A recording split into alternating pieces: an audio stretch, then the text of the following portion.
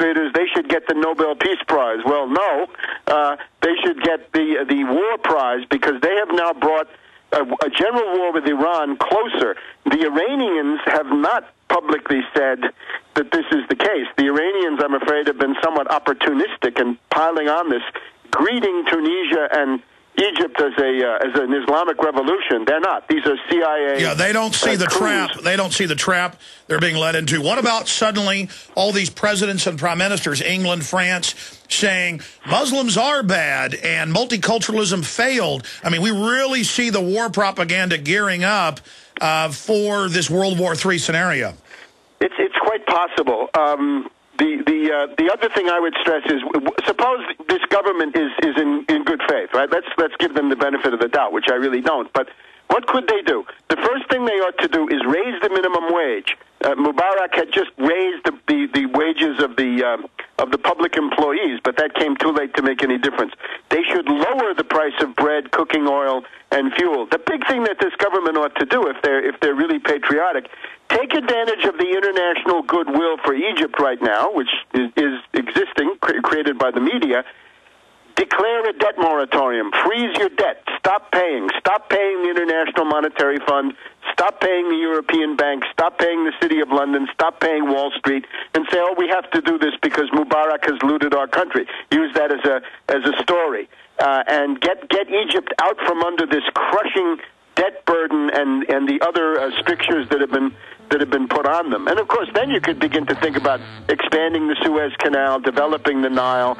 This Ibrahim Kamel, part of Mubarak's circle, the guy who fought to try to keep him in power, has a whole plan on his website how you can develop the huge desert areas of Egypt by pumping out the water from the Nile. All right, stay there, Webster. I want to look on a larger geopolitical pullback and what you see the globalists doing in the future. We're on the march. The empire's on the run.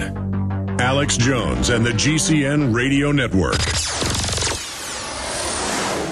Hello, friends. This is Alex Jones. You've heard me talk about Cal-Ben 5-star soaps for years. This is an American-made product of the highest quality and compares to nothing you will find in stores. You can buy factory direct, shipped via UPS right to your door. Check them out on the web at 5starsoap.com or call 800-340-7091. Take my word for it. Once you've used Pure Soap, you won't buy anything else. Since 1947, Cal-Ben Soap Company has been showing consumers that soap can be tough on dirt and gentle on the environment. Buy American and stay clean, as well as support InfoWars. Visit 5starsoap.com today or call 1-800-340-7091. Well, Marty, what do you have to say? As founder and owner for over 63 years, satisfaction is guaranteed or double your dirt back. Call us at 1-800-340-7091 for a free catalog or visit our website, 5starsoap.com. Thank you. Hundreds of nations have fallen to tyranny in the last century alone. This is our last chance to not relive history. As we're finishing off this agenda, they'll be pulling the rug from underneath Americans at home. They have tremendous influence on our president and Congress, and they really are calling the shots. I think it's incumbent upon all of us as American citizens to pay attention. Fall of the Republic identifies the enemies of our nation, the criminal offshore cartel, hell-bent on destroying sovereignty, and on its ashes constructing world government. Tim Geithner, Bernanke, they're arsonists. They're asking for more matches. And the Congress is saying, who do we make the check out to? Today seems like nobody does care. And right now in Washington, D.C., we have seen a fall of the Republic. Get your copy of Fall of the Republic on DVD at Infowars.com or watch it online right now in super high quality at PrisonPlanet.tv.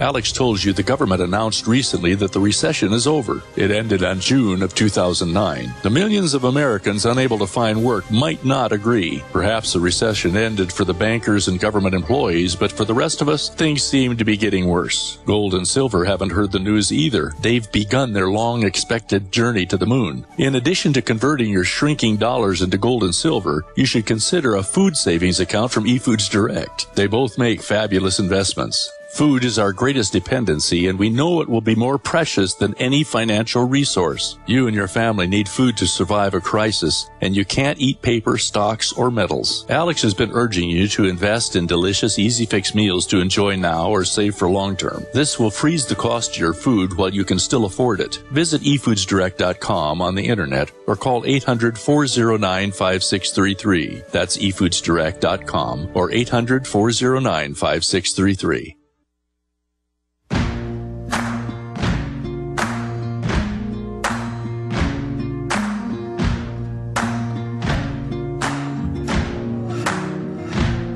Can run on for a long time. So, bottom line, for a long time. Mubarak would not go along with giving his support to an attack on Iran. The globalists want chaos in the region as a pretext to continue to have forces there and to expand that presence. And this is the stated policies of the Soros crew, of Zbigniew Brzezinski, of Henry Kissinger. And Webster, I understand you want to see Egypt thrive. You want to see development, but I don't see the globalists allowing that. We know the IMF World Bank policy is to use debt and high interest rates to keep countries in squalor so that they can never properly develop. So they're basically under the control of this soft economic imperium.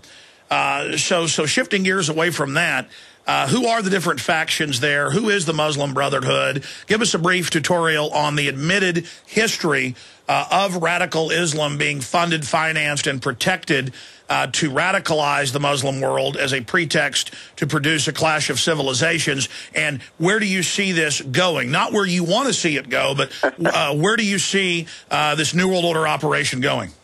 Well, in Egypt, it's very clear that the Muslim Brotherhood was created by the British in the late 1920s as an antidote to at the time that the country was a British colony. It was an attempted antidote by the British to the WAFD party, W-A-F-D, which had a strong nationalist and anti-British component to it. It was a parliamentary party. So the British created the Muslim Brotherhood as a counterweight. And the Muslim Brotherhood was generally not agitating against the British colonialism, but rather agitating against the local governments on these themes of what we could call social issues. Now, during the 60s, 50s, and 60s into the 70s, the Muslim Brotherhood attempted to sabotage the modernization of Egypt, especially because they were opposed to Nasser. Now, Nasser, of course, had many problems, but he had tremendous merits, and the biggest merit is that huge Aswan High Dam, which is the centerpiece of the economic development of the whole country in the past half-century.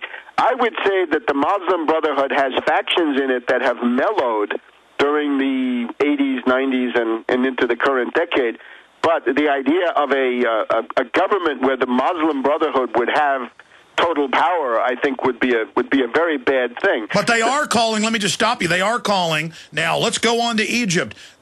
From Egypt to Saudi Arabia to Jordan to Yemen, sure. They are calling for this, and strangely we see Iran saying they like it. We see the globalists funding it, obviously, to try to get the radicals into power or to use them to further destabilize. Then the globalists can come in and fill that vacuum with other coalition weak puppet governments that they can control. But I want to play this brief clip from Henry Kissinger a few weeks ago saying that this Mubarak situation is only the first scene in the first act of a larger play. Here it is. There's no possibility that they won't in a democratic process.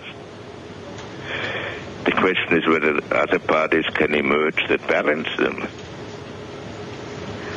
Dr. Kissinger, before I leave you, what advice would you give Secretary Clinton right now as she's dealing with this? Well, I would talk as little publicly as possible because we don't really know what is going on. We are generally, I think the conduct of our government has been generally in the right direction for the same goals. We should not have any illusions, however. We are going to go through a period of great uncertainty and of a lot of maneuvering once the lid is off. Right now, everybody's focused on the removal of Mubarak. That is only the first scene of the first act of a drama that has to be played out. All right.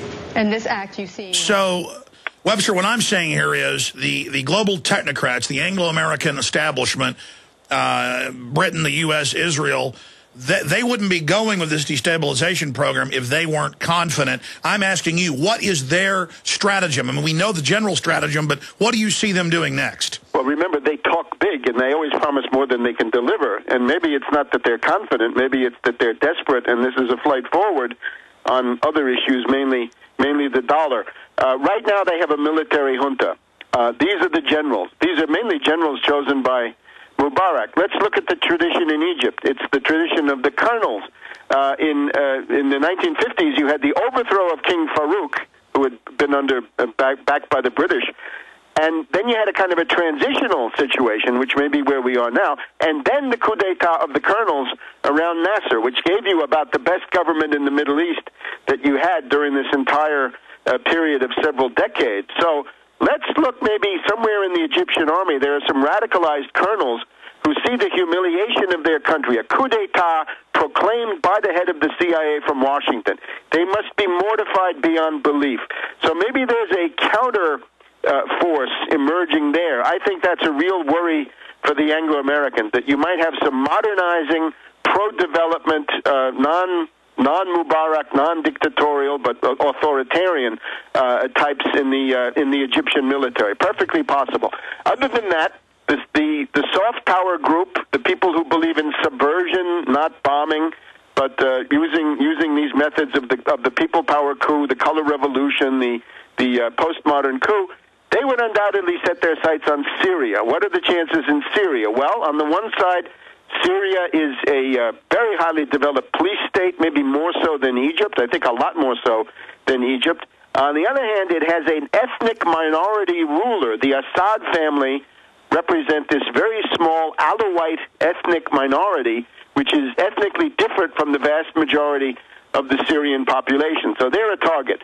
They'll undoubtedly target Jordan. Now there it's significantly harder because of the way in which the monarchy is rooted in the clan and even tribal structure of the country. So far, there's no movement against the Hashemite dynasty represented by the current king. And then we get to Saudi Arabia.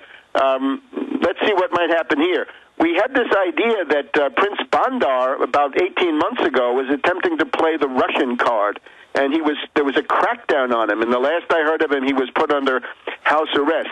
If you can imagine King Abdullah and maybe more active people in the royal family, they look at the fate of Mubarak. What are they going to do? They're going to say, call Beijing, call Moscow, call people in, let's play these other cards.